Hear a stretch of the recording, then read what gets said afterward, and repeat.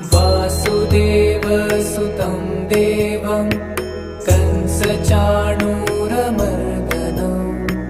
देवकी परमानन्दं कृष्णं वन्दे जगद्गुरुम्।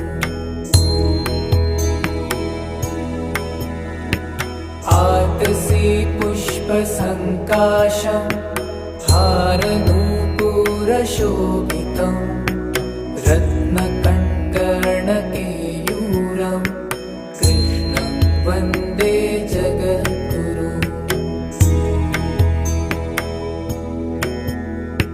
कुटिलालकसंयुक्तं पूर्णचन्द्रनिभाननं विलसत्कुण्डलधरं कृष्णं वन्दे जगद्गुरुम्।